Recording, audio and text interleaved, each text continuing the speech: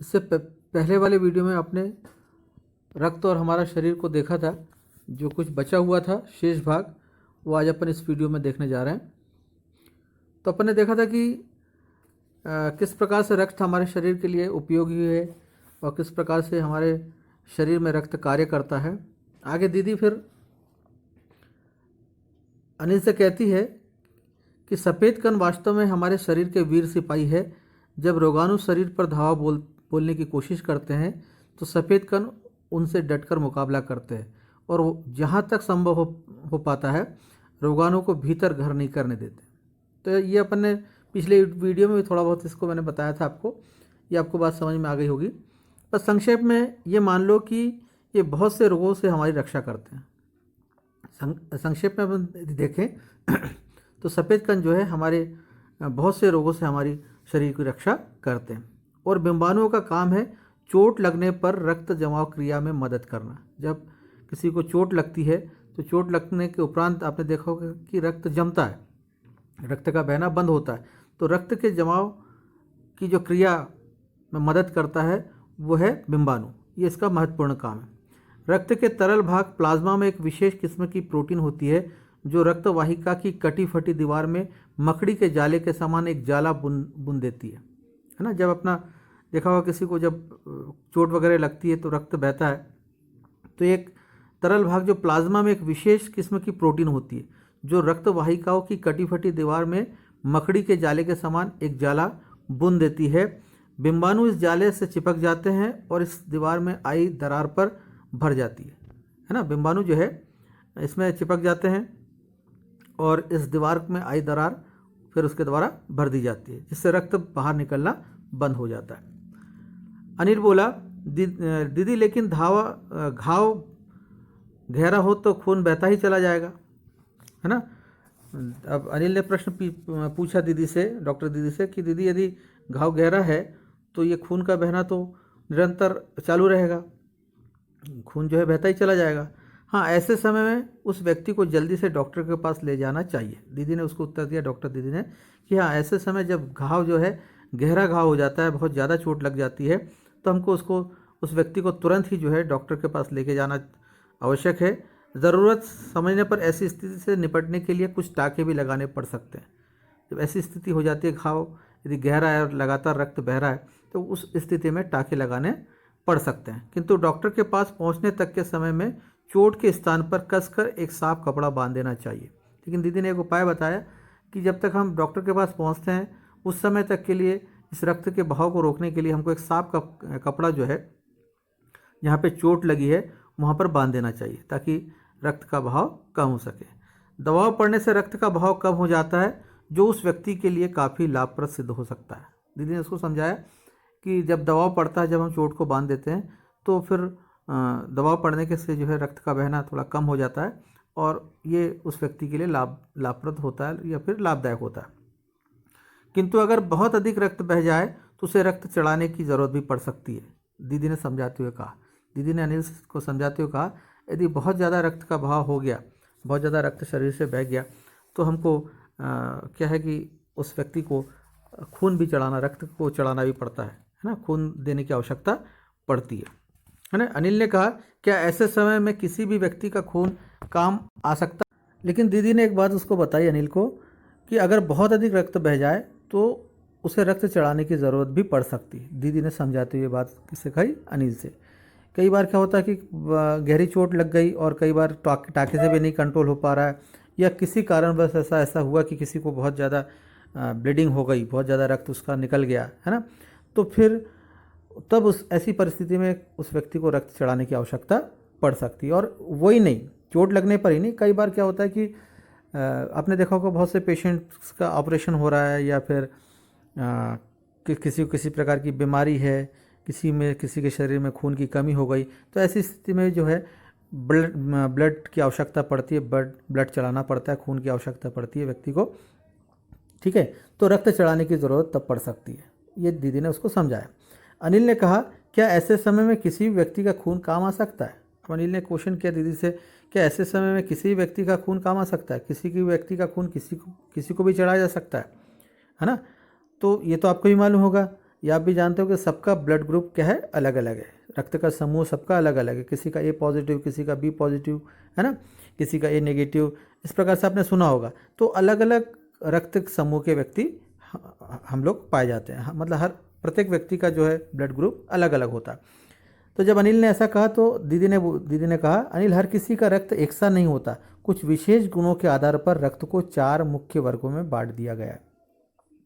दीदी बोली कि नहीं, ऐसा नहीं होता अनिल, है ना, हर किसी का रक्त जो है एक सा नहीं होता। यही बात मैंने अभी आपको बताई कि हर किसी का रक्त एक सा नहीं होता, कुछ विशेष गुणों के आधार पर रक्त को 4 मुख्य वर्गों में बांटा गया है ना।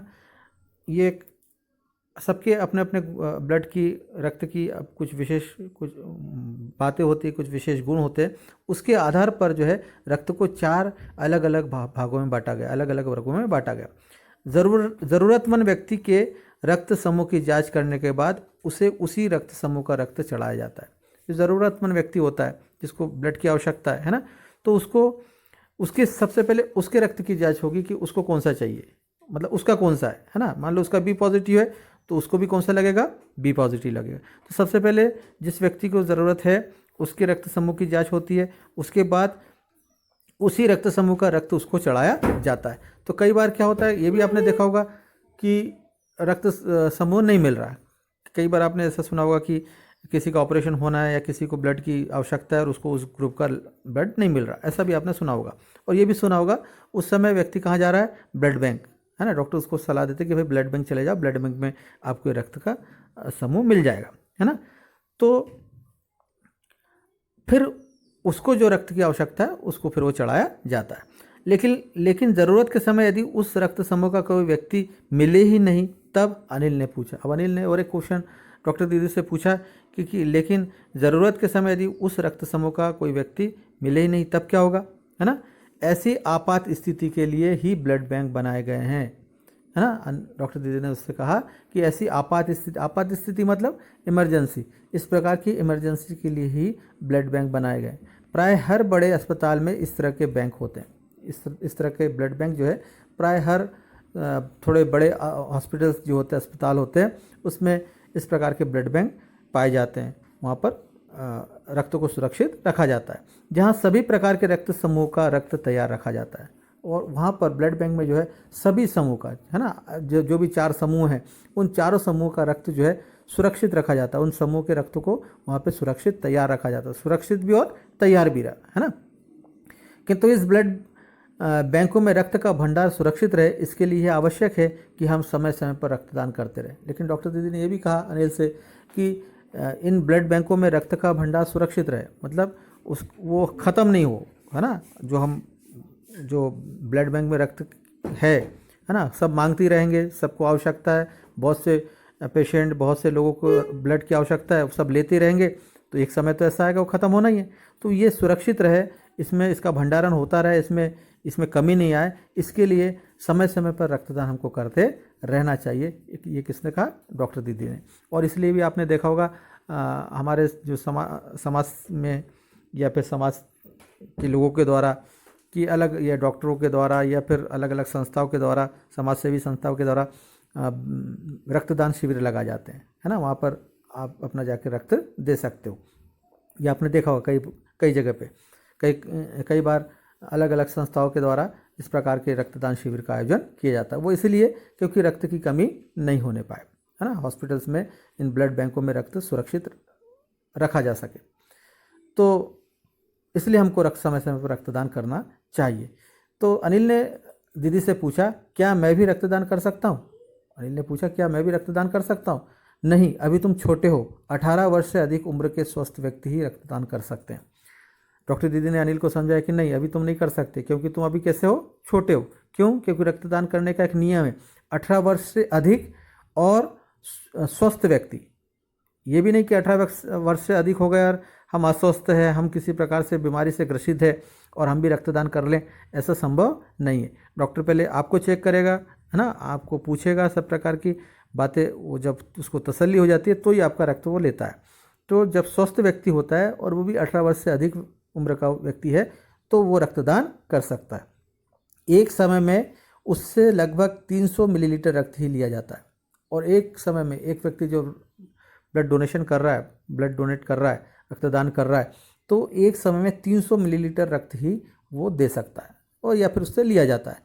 और प्राय ये समझा जाता है कि रक्तदान करने से कमजोरी हो जाएगी, ऐसा माना जाता है।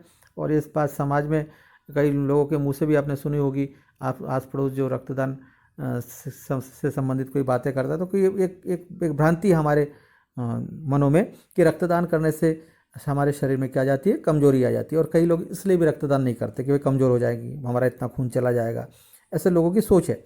किंतु ये विचार बिल्कुल निराधार है। लेकिन ऐसा सोचना जो है बिल्कुल निराधार है, मतलब इसका कोई आधार नहीं है, बिल्कुल गलत बात है। हमारा शरीर इतना रक्त तो कुछ ही दिनों में बना लेता है। हाँ, थोड़े समय के लिए आपको हो सकता है कि थोड़ी सी ऐसा लगे कमजोरी, थोड़े समय के लिए, है ना, 1-2-5 मिनट के लिए। लेकिन रक्तदान करने से ऐसा कुछ नहीं होता है कि हमारा शरीर क्या हो जाए, कमजोर। ऐसा बिल्कुल ऐसा होता नहीं। हमारा शरीर इतना रक्त तो कुछ ही दिनों में बना लेता है। कुछ ही दिनों में जितना रक्त हम रक्तदान शिविर में जाकर डोनेट करते हैं, उतना रक्त तो हमारा शरीर कुछ ही दिनों में बना लेता है। वैसे भी शरीर में लगभग 5 लीटर खून होता है। वैसे भी एक स्वस्थ शरीर में 5 लीटर खून होता है। कितने लीटर? 5 लीटर। इसमें से यदि कुछ रक्त किसी ज़रूरतमंद व्यक्ति के लिए जीवन दान बन जाए तो इससे बड़ी बात क्या होगी। दीदी ने उसको ये भी समझाया कि यदि हमारे शरीर में लगभग 5 लीटर दूध रक्त होता है और इस 5 लीटर रक्त में से यदि हमको 300 मिलीलीटर किसी को देना पड़ गया, है ना, और उस रक्त के द्वारा किसी ज़रूरतमंद व्यक्ति की जान बच गई, तो उसके लिए तो जीवन दान हो गया, है ना। और तो इससे बड़ी बात क्या हो सकती है। किसी को आपने जीवन दान दे दिया, आपके रक्त के द्वारा कोई व्यक्ति बच गया, उसको एक जीवन दान में मिल गया, एक नया जीवन उसको मिल गया, तो इससे बड़ी बात हमारे लिए कुछ नहीं हो सकती। दीदी ने उसको, अनिल को ये बात समझाई। फिर तो बड़ा होने पर मैं नियमित रूप से रक्तदान किया करूँगा। अनिल ने कहा फिर तो बड़ा होकर मैं नियमित रूप से क्या करूँगा, रक्तदान करूँगा। अनिल ने डॉक्टर दीदी से कहा, शाबाश अनिल। डॉक्टर दीदी ने अनिल की पीठ ठोकते हुए कहा। डॉक्टर दीदी ने अनिल की पीठ थपथपाई और उसको शाबाशी दी इस बात के लिए कि वो भी इस बात के लिए तैयार है कि बड़े होकर 18 वर्ष के उपरांत वो भी ज़रूरतमंदों के लिए ब्लड अपना रक्तदान देगा, रक्तदान करेगा। अब बेटा इससे रिलेटेड कुछ क्वेश्चन आंसर मैंने ऑलरेडी आपको ग्रुप में शेयर कर दिए हैं। इन प्रश्नों के उत्तर आप अपनी कॉपियों में लिख लो। थोड़े बहुत एक दो क्वेश्चन मैं ऐसे ही आपको बता दूं, बहुत सरल क्वेश्चन है। आप जो भी जनरल नॉलेज से ही रिलेटेड बहुत से क्वेश्चन हैं। जैसे आपको मालूम है रक्त के बहाव को रोकने के लिए क्या करना चाहिए। आप जानते हो कि रक्त के बहाव को रोकने के लिए हम क्या कर देते हैं, कोई साफ कपड़े से क्या करते हैं, बांध देते हैं, है ना, और तुरंत किसी प्राथमिक उपचार के लिए डॉक्टर के पास लेके जाते हैं, है ना, प्राथमिक उपचार उसका करते हैं। बहुत ज़्यादा चोट आ जाए तो फिर टाँके के लिए हम डॉक्टर के पास लेके जाते हैं। तो रक्त के बहाव को रोकने के लिए प्राथमिक रूप से हम क्या करते हैं, सबसे पहले किसी साफ कपड़े से उसको बांध देते हैं। एनीमिया से बचने के लिए हमें क्या क्या खाना चाहिए। तो आपको अपन ने जब इससे पहले वाले वीडियो में भी इसको मैंने बताया था। एनीमिया से बचने के लिए हमको क्या, आपने देखा एनीमिया की बीमारी क्यों होती है, रक्त की कमी के कारण। रक्त की कमी क्यों होती है, जब हम पौष्टिक आहार, विटामिन इसको नहीं लेते हैं, जब हमारे शरीर में सब चीज़ें नहीं पहुंचती, तब हमारे शरीर में रक्त की कमी होती है। इसलिए हमको हरी सब्जियां खानी चाहिए, है ना, हमको प्रोटीन, विटामिन से युक्त खाद्यान्न हमको ग्रहण करना चाहिए, है ना। ये आप लोग थोड़ा सा इसको देख लेंगे। और बेटा इससे रिलेटेड जो भी क्वेश्चन है मैं ऑलरेडी इसको शेयर कर चुका हूँ और इसको आपको कॉपी में लिख लेना है। फिर जब आपकी जो ऑनलाइन क्लास होगी, जब ये क्वेश्चन आप लोग और मेरे से पूछोगे उस क्लास में, तो उसके आंसर फिर मैं वहाँ पे विस्तार से और दे दूँगा। ठीक, धन्यवाद बेटा।